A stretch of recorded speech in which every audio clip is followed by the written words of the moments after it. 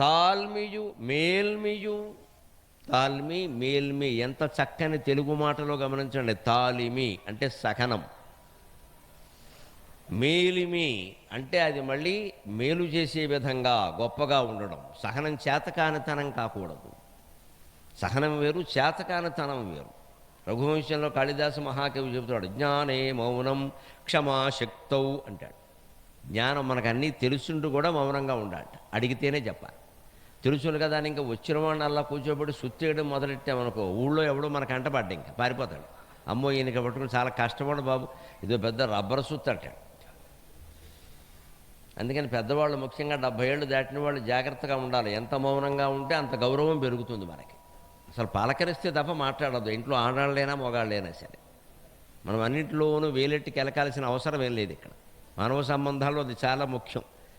యువతీ యువకులు అన్ని సంబంధాలు కాపాడుకోవడం ఎంత ముఖ్యమో, వృద్ధులు అన్ని సంబంధాలు తగ్గించుకోవడం అంత ముఖ్యం. అది లెక్కది. ఎవరి దారిని వారు ఉండాలి. వృద్ధత్వం వార్ధక్యం పెరుగుతున్న కొద్దీ 60, 70 దాటుతున్న కొద్దీ మానవ సంబంధాలు రద్దయిపోవాలి. మాధవ సంబంధం ఒక్కటే ఎప్పటికైనా కాపాడుతుంది, అనుమానం లేదు. మాధవ సంబంధం కాపాడుతుంది కానీ మానవ సంబంధాలు కాపాడవండి. మనం ఈ విలువల గురించి మాట్లాడుకునేది సమాజం ఉన్నంతలో సంస్కరింపబడడానికి. అందుకని ఏ సంబంధం ఎంత బాగా పెంచుకున్నా చివరికి తెగిపోయేదే, అనుమానమే లేదు. ఇంకా నీవేం ఉండవు ఇక్కడ. ఆ ఉన్నంత వరకైనా వాటిని కాపాడుకోవాలి కదా. ఎలాగో మనం అన్ని ఆస్తిపాస్తులన్నీ విడిచిపెట్టి మనం పైకి వెళ్ళిపోతాం కదా అని ఉండగానే ఆస్తిపాస్తుల్ని ప్యాకెట్లో పెట్టాం కదా. ఉన్నప్పుడు చూసుకుంటాం కదా. మనం ఎలాగో పోయేటప్పుడు ఏది వెంట రాదు కదా, ఉండగానే ప్యాకెట్లో పెట్టేద్దాం అంటావేమిటి? అవన్నీ చూసుకుంటాం జాగ్రత్తగా. కానీ చూసుకునేటప్పుడు ఎలా ఉండాలి? ఇవేవి కూడా రావు, ఇవేవి కూడా రావు. ఇవి ఏదో మనం అనుభవించడానికి మనకొస్తాయి. కాస్త ఉన్నది పుష్టి మానవులకు ఓ యదుభూషణ అలజాతికి తిన్నది పుష్టి అన్నారు కురుక్షేత్ర నాటకంలో తిరుపతి వెంకట కవులు.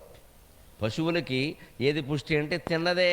పశువులకి దాచుకోవడం తెలియదు. వాటికి మనకి మళ్ళీ బీరువాలు ఫ్రిడ్జులు లేవు. దొరికింది ఏదో శుభ్రంగా తినేస్తుంది.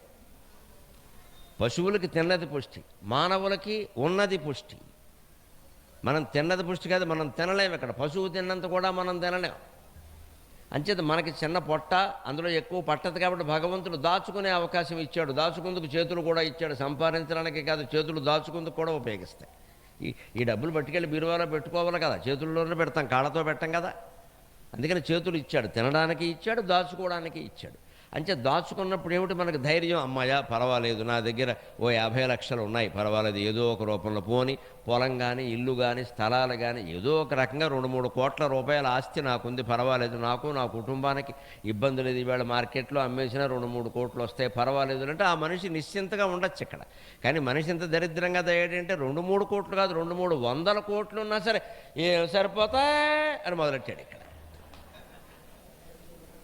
ఎందుకంటే వీడికి సరిపోతాయి. వీడు మళ్ళీ మేనళ్ళతోనో తోడుళ్ళతోనో పోల్చుకుంటూ ఉంటాడు, అందుకని సరిపోవు ఇక్కడ. పైగా దీన్ని ఎంత గొప్పగా చెబుతారంటే నాకు ఆశ్చర్యంగా ఉంటుంది. ఆడా మగ కూడా కుటుంబం అన్నాక ఏదో 4 రాళ్ళు సంపాదించు. 4 రాళ్ళు అంటే బోల్డు రాళ్ళు ఉన్నా బయట ఏరుకో. రాళ్ళు అంటే ఎన్ని? ఒక రాయి ఈజుక్కొల్టు 100 కోట్లు. ఈ 4 రాళ్ళు అంటే అర్థం అది 400 కోట్లు ఉండాలి. ఈయన మ్యాప్ పాయింటింగ్ అది.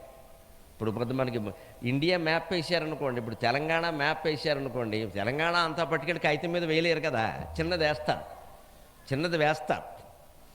ఓ తిరుపతి కొండలాగా ఇలా వేస్తారు. తెలంగాణ అదే కదా, తిరుపతి కొండలా ఉంటుంది, అది పెద్ద పర్వతంలాగా బాగుంది.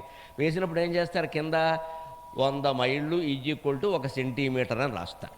దాని లెక్క ఏంటంటే, అబ్బాయి నువ్వు ఇంతే ఉంది తెలంగాణ అనుకోక జాండు, ఇక్కడ 1 సెంటీమీటర్ ఉందంటే నిజంగా నేల మీద 100 మైళ్ళు ఉన్నట్టు లెక్క. దాన్ని మేము అలా లెక్క పెట్టాం.